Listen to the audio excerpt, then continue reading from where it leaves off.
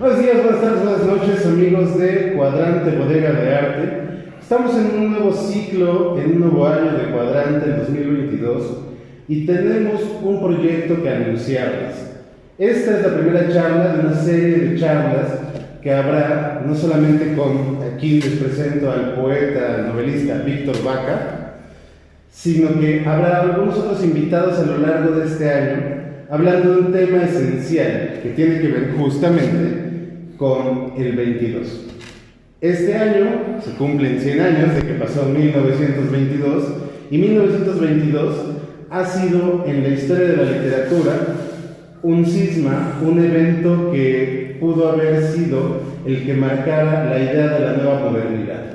Y para hablar de eso, hoy vamos a empezar con una especie de recapitulación y rememoración de 1922. ¿Cómo estás, Víctor? Muy bien, aquí en este proyecto que siempre, como todos los proyectos que hace mi querido José Luis, pues están llenos de sentido y los invitados somos los encargados de darle ese sentido, sobre todo en estos tiempos asiagos, por una o por otra razón, y creo que debe ser muy importante. En 1922 pudiera ser. Fíjate, es curioso, yo soy de la idea que he vivido algunos años, que los años no acaban el 31 de diciembre. Sí. Que en realidad no hay incluso ninguna condición, ninguna marca, que no sea la que nosotros le ponemos para que empiece el año. Si cuanto más cuando se trata de un ciclo. Porque así como un año se trata de 365 días, 12 meses, ¿sí? Pues el siglo se trata de 100 años. Y yo soy de la idea, y creo que por ejemplo, este cambio no solamente del siglo y del milenio, pues nos enseñó eso, ¿no?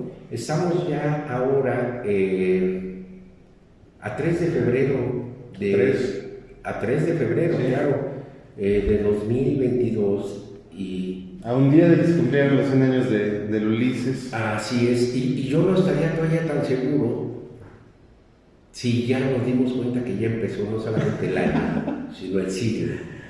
No creo. Yo lo pongo en esa consideración, pensando que a lo mejor, a la luz de los años, podemos ver ahora que a lo mejor el siglo XX comenzó en el 2022.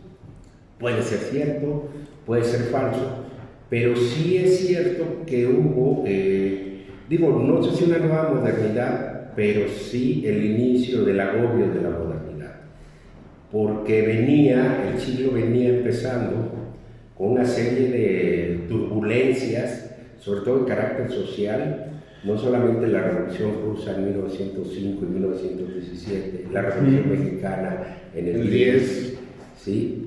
Y sobre todo el hecho que creo yo rompe con ese sentido de la modernidad y nos enseña lo terrible, lo poco que somos y cómo vamos a desfilar en uno de los siglos más complicados que se ve a la luz de la historia, ¿no? Sí, sobre todo, perdón que te interrumpa, pero con un siglo que en su base, en su inicio como tal, se inicia con la muerte, entre la muerte de Wilde y la muerte de Nietzsche. Y en esa idea cultural, claro, está muy sesgado cómo es que el paso del siglo XX llega incluso a tener resabios del romanticismo y resabios durante los 20 años que pasan hasta el 22, de todo ese agobio que sigue cargando la cultura. Fíjate, tocas dos ejemplos muy interesantes, porque yo creo que aunque físicamente Nietzsche muere en 1900, yo creo que él había muerto 12 años antes, ¿no? Antes del exeomo, sí. Claro, antes de que entrara en esa muerte viviente que es la locura, ¿no? Sí. La locura extrema. Y el caso de Wilde es muy semejante, porque si bien es cierto que muere en el 900, no es menor la idea de que él había muerto desde su proceso, ¿no? Sí. Que mostraban dos caras, por eso yo digo dos caras del agobio. No creo que la gente haya pensado que era una señal de un nuevo siglo. Tal vez, en el sentido estricto, yo me atrevo a pensar que ni Wilde era el Wilde que ahora conocemos, ni Nietzsche era el Nietzsche que ahora conocemos. Es decir, Nietzsche creo que va a ser recuperado justamente después de la guerra.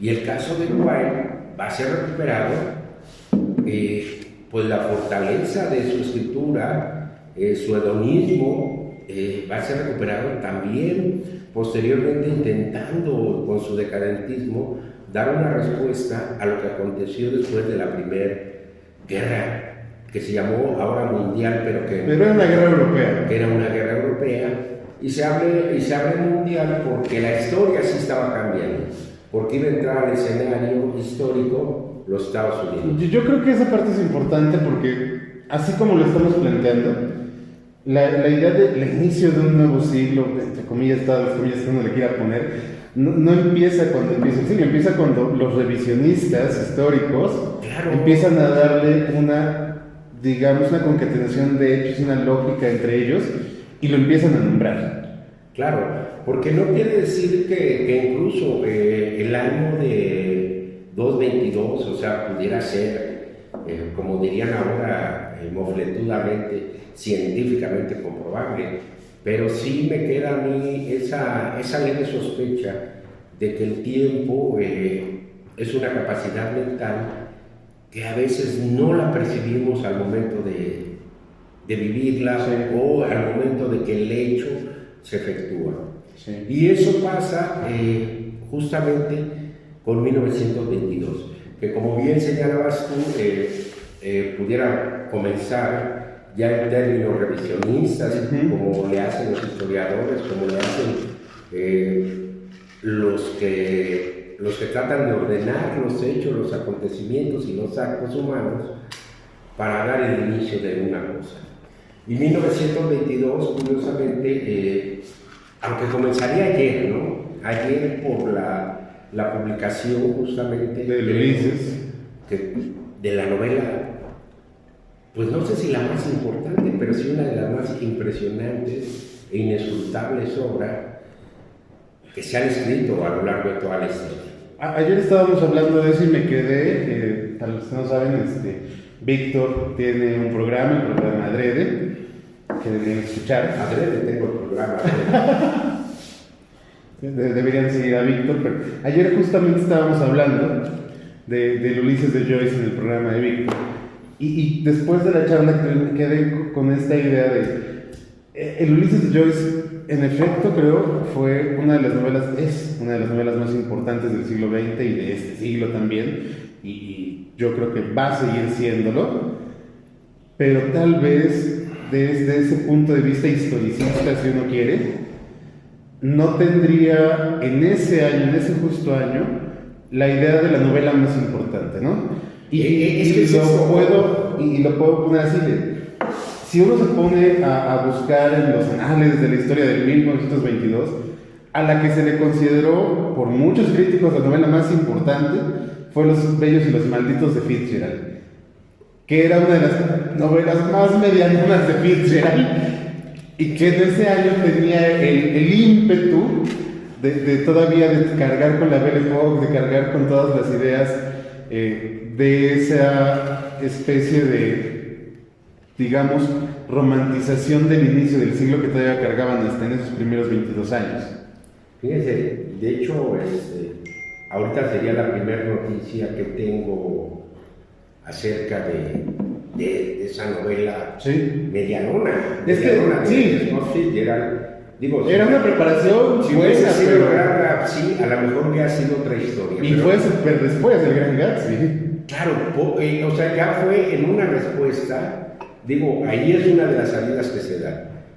Por eso yo creo que es muy curioso, creo yo que nadie se dio cuenta de que el Ulises había aparecido. Los pocos que se dieron cuenta fue un poco antes y la prohibieron, la censuraron, dijeron que era una novela sucia. ¿sí? Impropia. Claro, y además, pero eso no es una revelación.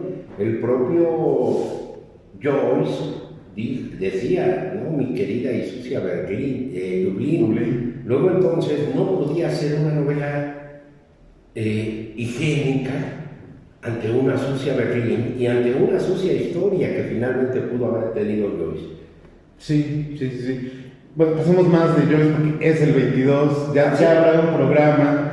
Sí, claro, a Joyce sobre Joyce tenemos que dedicar su programa.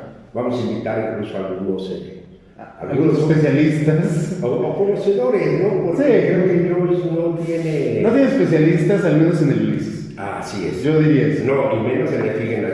Sí, bueno. Pero bueno, ahora, 1922, tomar el eje, justamente comenzó el 11, la Semana de Arte, la Semana de la Cultura. Del arte, y le pusieron del tildar en ese momento, de arte moderno. Es que era justamente, era un poco, y que estuviera ubicado en Brasilia, era un poco una respuesta del trabajo que ya venían haciendo. Que ya venían haciendo Mario Andrade, que bueno, por ejemplo, en esa semana que se organiza justamente con la misma característica del Ulises, ¿no? Les pareció una semana grosera, una semana irrespetuosa, la gente lo que fue a ver, ¿sí? Una semana inentendible. Claro, que haya habido una conferencia sobre un pintor del siglo XVII puesto en un mundo que se anunciaba como moderno, como Alejandrino, provocó mucha revuelta, ¿no? Aparte, que haya habido un guitarrista, el que ya no tocaba la guitarra con acordes tradicionales, como Héctor Villalobos, que también toca ahí. Que se centraban, y esto es justamente algo que no sé si se le deba como tal a la vanguardia, a la idea de vanguardia como empezó con el dadaísmo, en todo caso, pero sí se le debe a la idea de la apropiación de esa misma concepción de vanguardia en Latinoamérica. Creo que más que vanguardia, es una toma de postura frente a la propia vanguardia, ¿no? Sí. La vanguardia en el 22, tenía poco de haberse escrito el manuscrito Dada. El Dada fue el 19. Así es, claro, y faltaba todavía, para que llegara el 28, que entre 22 y 28... Y estábamos como a un año del manifiesto surrealista todavía. Es que el manifiesto surrealista se dará hasta el 27, 28, ¿no? Sí. Entonces creo que a lo mejor ver las cosas temporalmente como nos enseñaron, pues te da pie para tener otras lecturas. En este caso,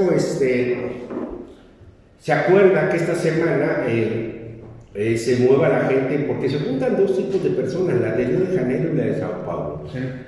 Para los que no conocen la geografía política brasileira, es así como juntar a la Ciudad de México con ciudades importantes como Guadalajara, como Monterrey. Iba a decir Puebla, pero no. Pero acá, porque justamente, fíjate, en términos de vanguardia, que aunque muy menor el movimiento, el día 3 de diciembre del 21, es decir, poquito antes, se había hecho el primer manifiesto por parte de los estudiantes. De Maples Arce, de Liz Arzubide. De Maples Arce. Que aparte Maples Arce tiene la tradición de exiliado total de Salvador Gallardo. Todo ese claro, hay un principio de exilio. Y fíjate que es muy curioso, y tiene que ver con que la guerra, ¿por qué Brasil o por qué Sao Paulo? Tiene que ver con que los movimientos se están gestando en América por una sencilla razón. Europa está devastada. Europa en ese momento todavía ni siquiera se ha recuperado de la Primera Guerra. Así es. Viene de una debacle económica bien intensa, viene de robo de arte, viene de incluso una falta de criticidad hacia sí mismo desde el europeo.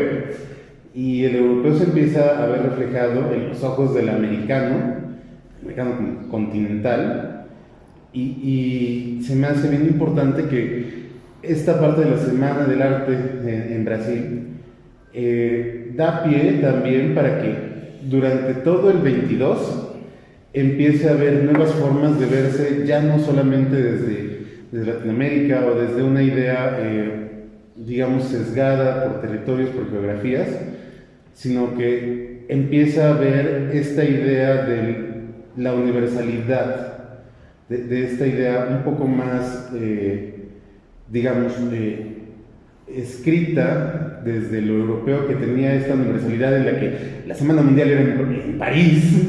Claro, o sea, y la Semana Mundial de Brasil responde a eso. Claro, antes de acabar el siglo se había hecho la famosa Feria de París. La Feria de París. Es decir, venían, y por ejemplo Raúl Bock, que hace un libro maravilloso que se llama Memoria del Unista, él se da cuenta que con esa semana de febrero del 22, esa segunda semana, nosotros estamos así como la primera, más o menos, porque nos adelantamos siempre a la historia. Entonces, se da cuenta que hasta ese momento, pues Brasil se sigue moviendo, como todo el mundo, bajo las tendencias del siglo XIX, ¿sí? Que no ha habido un avance, que se está gestando, pero no hay un reconocimiento. Sí. Por eso esa semana fue tan criticada por los siempre hay conservadores, ¿no? Sí. Digo, que no nos sorprenda que ahora estén apareciendo países conservadores que no se fueron en el 22 y que aparezcan todos los días en Twitter, ¿no? Entonces, creo que por ahí se mueve, y Raúl Bock señala un par de personajes ancillares.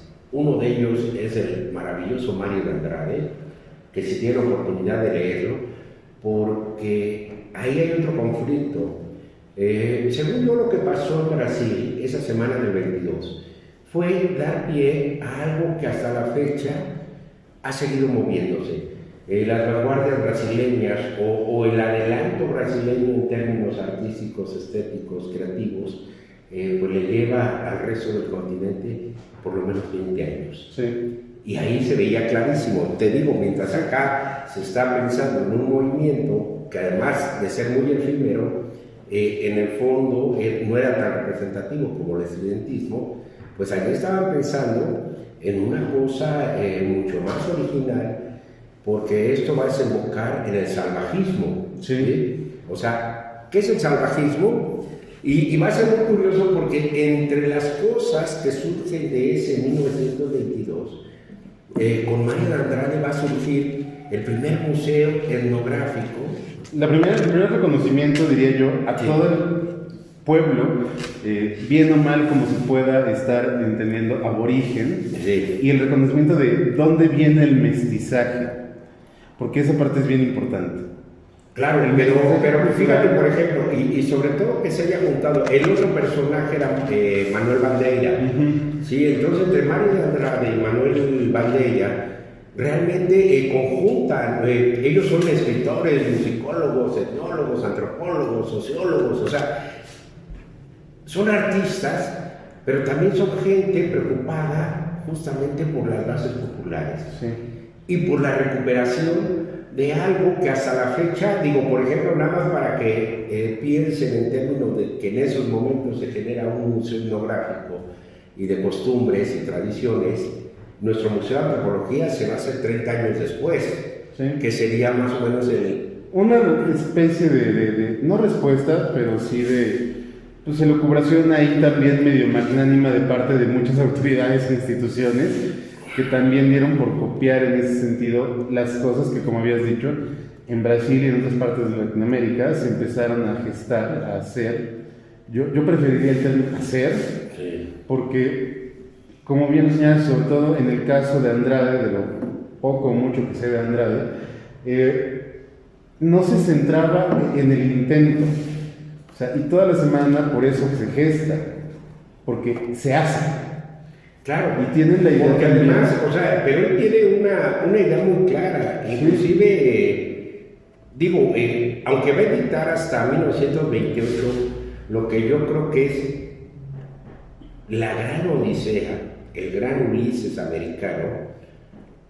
Cuando él escribe Macunaíma, hace correr el idioma, lo atraviesa de todos esos vocablos de la selva.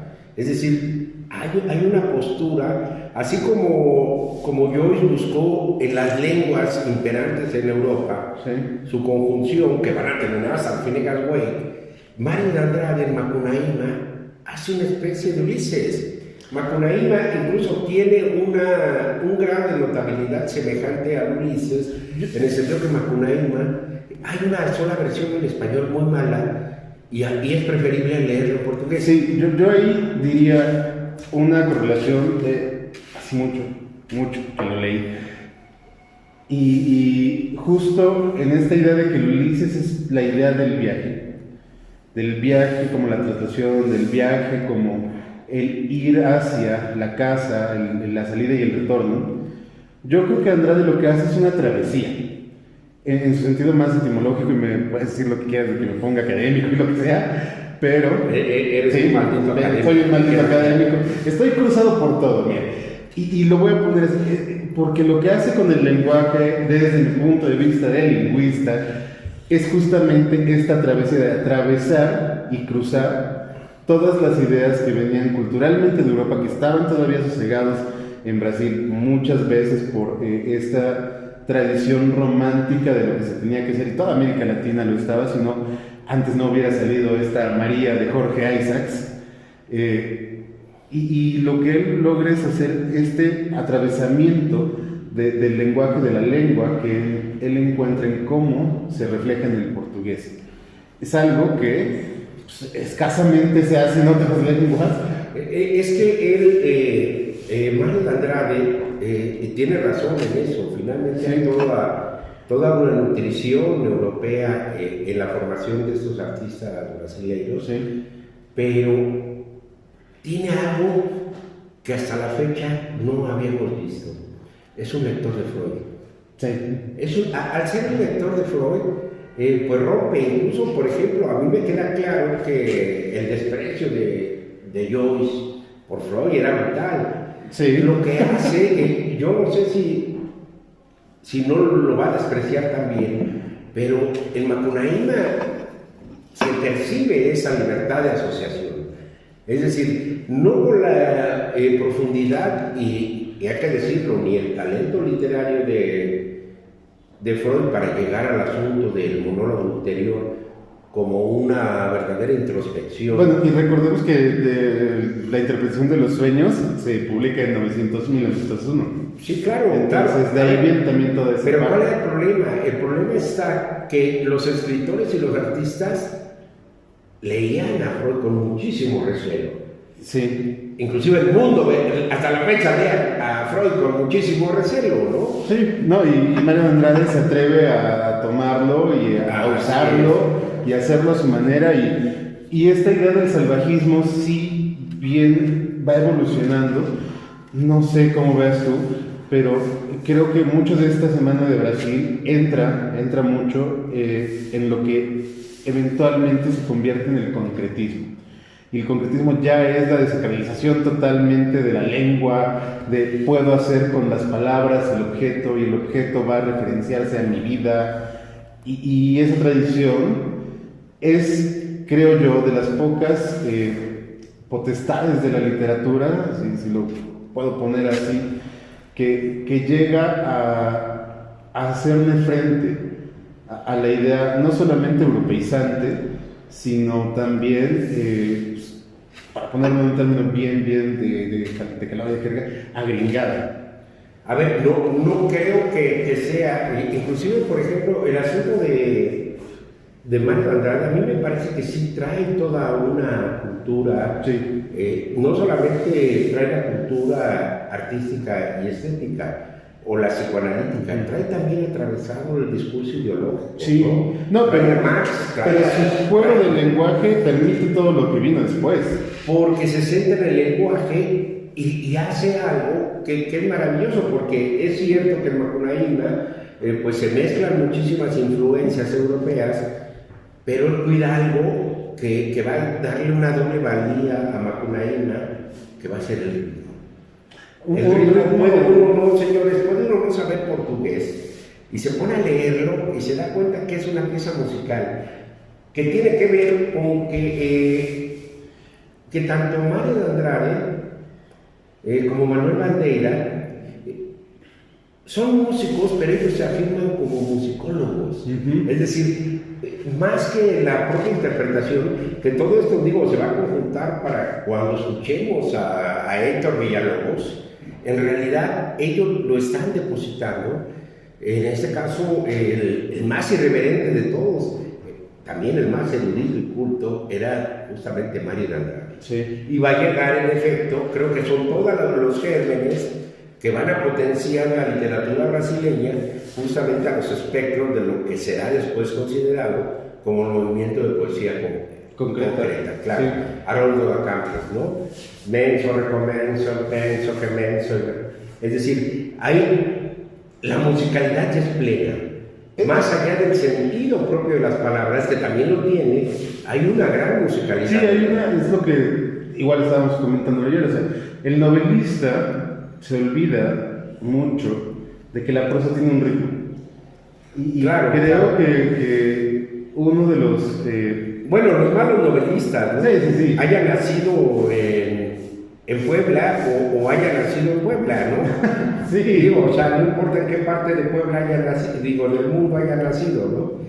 Hay un brutal olvido. Hay que decir que hay un escritor que a mí me llama la atención, que no tengo la seguridad que sea novelista, pero es alguien que a su prosa le imprime mucho ritmo, nuestro querido Pepe Prado. Hace cosas extrañas, muy agradables y muy cargadas de ritmo, y evidentemente el ritmo, bien trabajado, le da un plus a ese sentido, no solamente sentido, el sentido que ya tenían las palabras lo tiene y fuera de también. Ahora, otro elemento que se da en este movimiento es el de apropiación, que es una cosa importantísima y que surge con que incluso los movimientos vanguardistas lo van a tener y le llamarán collage, le llamarán microch, o sea, le llamarán de muchas maneras, pero ellos van a afirmar, por ejemplo, van a negar el plagio, ¿no? Sí. O sea, yo me robé un pedazo de tu ensayo o de tu escrito o de tu postulación de quién mató a la mamá de Bambi. Y cuando me reclames voy a decir, pero es mío. Sí, claro. Lo estoy injertando en otro discurso. Lo está reconfigurando para que veas tú sí, que tu discurso vive. Entonces, el modificar la idea del plagio, digo, perdón, señores académicos, ¿no? Ustedes que revisan si parafrasea y hasta dónde la palabra es un plagio. Que lo hacen incluso por hasta dónde la cita mal citada, ¿sí? Y la recuperación son un plagio.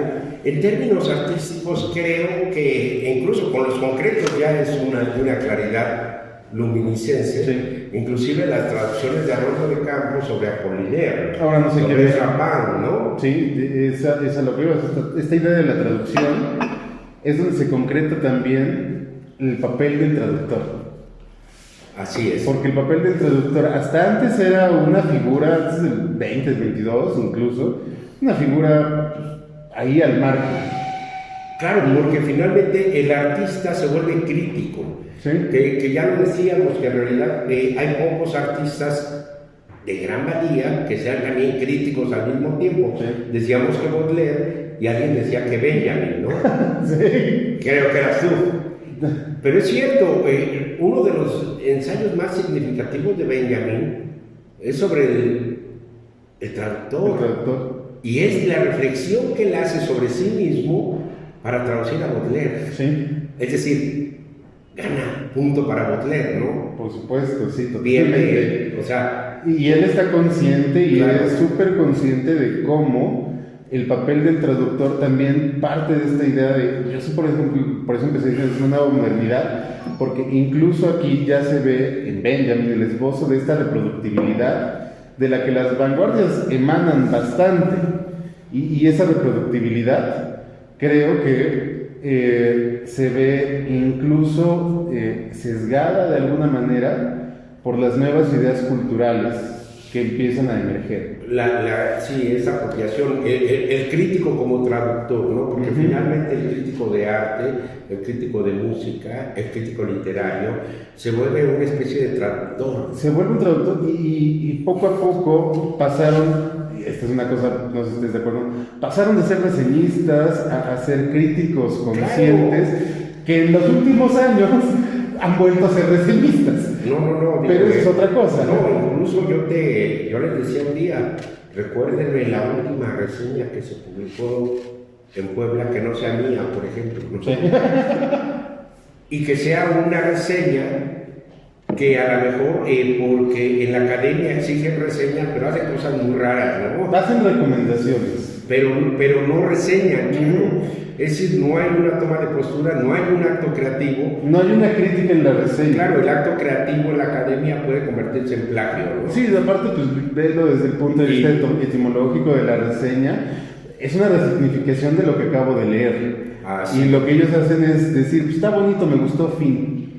Y esa toma de postura empieza en estos primeros 22, 23 años incluso del siglo XX, y que aparte, aunado todo lo que hemos dicho de la musicalidad, de toda esta idea de modernidad que se tiene ya de toma consciente, porque también ese es un punto importante, no sé cómo lo veas tú, ¿hasta qué punto en América éramos conscientes de esta idea de modernidad? No, es que no, a ver, el asunto, digo, Paz lo dice muy claro, ¿no? Sí.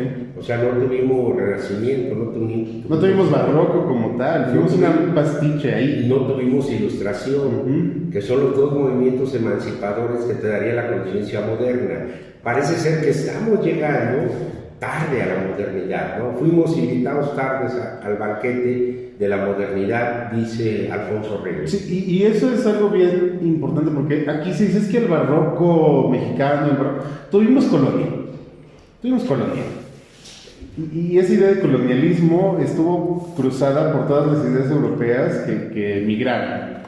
Pues ni siquiera fueron importadas, fueron migradas a través de... Ese colonialismo no tenía tampoco la conciencia de que estaban transmitiendo. Digo, por ejemplo, cuando trabajan sobre Macunaíma, es muy curioso que Alejo Carpentier se ocupa de Macunaíma. Sí. ¿En cuál? En su libro de lo real maravilloso. Es decir, Macunaíma vendría a ser el gran ejemplo de lo que se va a llamar la expresión americana. Sí. Y la semana de Sao Paulo, o la Semana de Arte Moderno, o la Semana Cultural de Brasil, se va a convertir en esa expresión. Pero mira, más aún, tiene la novela de Macunaíma, tiene un subtítulo. ¿Sí? Tiene un subtítulo que dice un héroe sin carácter. Sí. O sea, Macunaíma es un héroe sin carácter. Y volvemos al asunto, cómo llega por vía diferente al asunto de qué es el héroe, que ya lo platicábamos ayer en el caso de Joyce. Y mira, yo creo que Mario Andrade y Joyce no se han de haber conocido. No, para nada, ¿no? Y aparte, por ejemplo, de Mario de Andrade, creo que uno de sus, siquiera hijos, quizá bastardos en la literatura, Cabrera Infante. Puede ser Cabrera Infante, pero yo creo que indiscutiblemente Alejo Carpentier es uno de los seguidores directos. Sí. Y bueno, y yo regreso al punto porque los brasileños, por razones extrañas, siempre han estado muy de la mano del arte ruso. ¿Sí? Si recuerdas, en los años 12,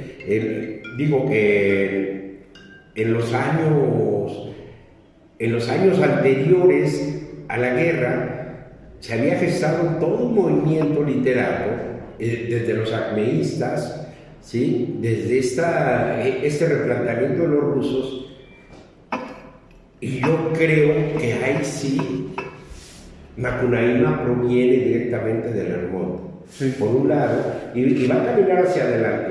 Es decir, apropiarse, que eso es el gran gesto que tuvieron los brasileños de que se apropiaron de ese hombre que no necesariamente iba a ser un superhombre o lo que concebíamos hasta entonces por el héroe, ¿no? Sí. Se va a cambiar porque se va a voltear a ver al mundo. Y lo que yo digo, después de la Primera Guerra Mundial, lo único que descubrimos, y que todas las obras ahí vienen, es que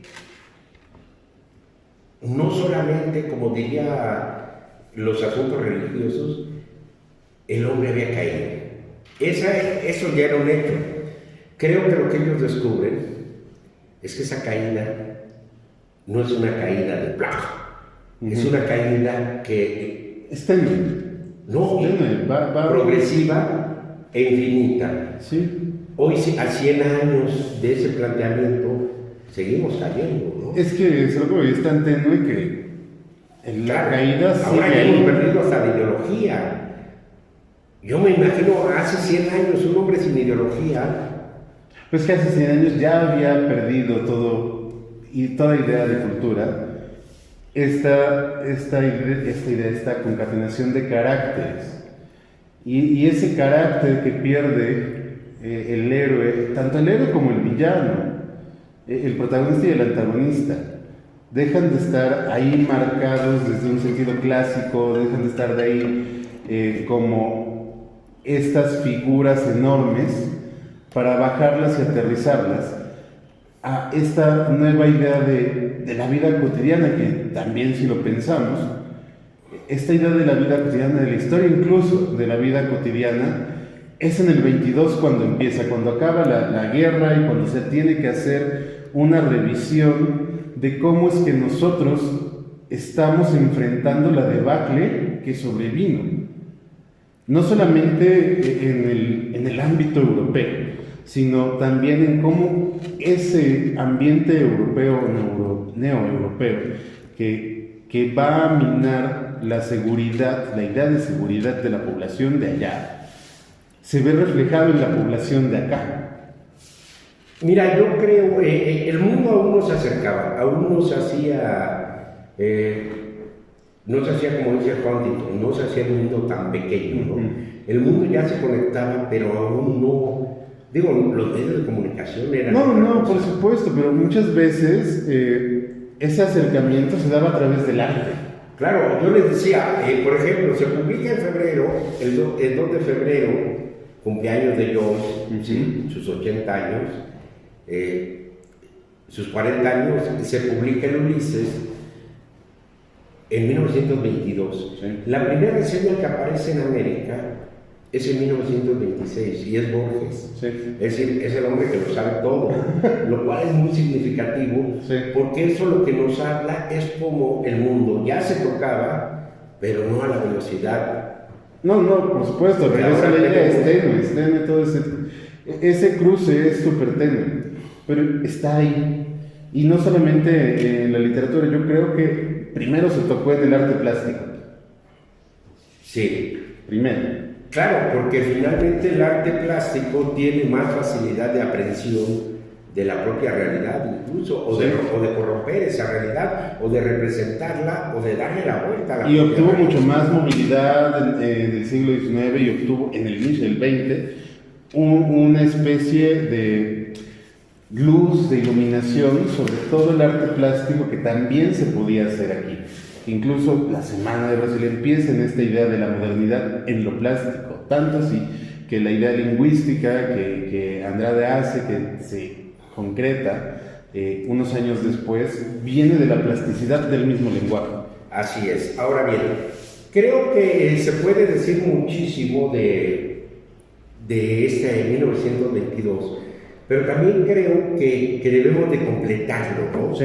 Debemos de completarlo y para eso serían estos ciclos. Digo, ese sería nada más como la probadita. Este es como el inicio. Así es, esto, señores, se va a tratar de eso, porque fíjense, o sea, se hace el Ulises, pero también se publica en ese mismo año, yo creo que una de las obras más impresionantes de la poesía moderna y contemporánea, que es Westland, Tierra Baldía de Eliot. Y los 4 cuartetos. Así es. Y también se publica algo que aunque pareciera aislado, no es del todo por su representación acerca de lo que era la poesía pura, que era justamente Cementerio Marino. Cementerio Marino es de Valery, claro, se hace, pero también se escribe la gran novela de la memoria, de la memoria aristocrática del arte, que es La Recherche de Temperdu, de Proust, y aquí en América no nos quedamos atrás, porque se publica Trilce, de Vallejo, 20 poemas para ser leídos en tranvía, de Oliveiro, y en México, Los Andamios Interiores de Mabriaz. Por eso yo digo que finalmente también tendríamos que revisar, porque el mundo sí está cambiando, cambió a diferentes ritmos. Se provocaron con esta semana cosas como los y emanaron de diferentes ideas y fungieron de diferente manera en su sociedad e intervinieron en muchos procesos políticos y sociales. Claro, claro. De hecho, no es gratuito que en México un dominicano que también tuvo mucha presencia en Argentina, Enrique Sureña, publique sus 6 ensayos, sus 6 ensayos sobre nuestra expresión. Y casi al mismo momento, en Perú, Mariátegui está haciendo con sus 7 ensayos sobre una expresión de la realidad latinoamericana. Es decir, creo que ese es el momento justo en que no solamente el mundo acompleta, por eso yo creo que pudiera contarse de ahí, porque Latinoamérica por fin se integra al mundo. No sé si acompleta, pero sí desarrolla. Yo creo que hasta entonces habíamos sido receptores. Y a partir de esa semana comenzará la gestación de que no solamente somos convidados, también podemos ser invitados a la misma fiesta, ¿no? Sí, totalmente. Podemos ser también parte de los comensales y quitarnos esa idea de que solamente si nos invitaban. Y quitarnos la idea de que tendría que ser nuestro arte, nuestra literatura una copia. Y van a venir de ahí no solamente la poesía concreta, sino eso va a ser el primer germen de lo que después pues, va a ser el boom latinoamericano, ¿no? Pero creo que estaremos hablando de eso después. Yo creo que son muchos temas para ser tocados en una sola sesión. Ahora hemos agotado el tiempo. Sí, y yo creo que ya en las siguientes ocasiones estaremos hablando, no solamente nosotros dos, como dije al inicio, sino diferentes invitados que les estaremos trayendo. Vamos a enriquecer para puntos de vista. Para poder ver cómo otras personas también veían todo este avance. Claro, para también saber qué ellos consideran como avance.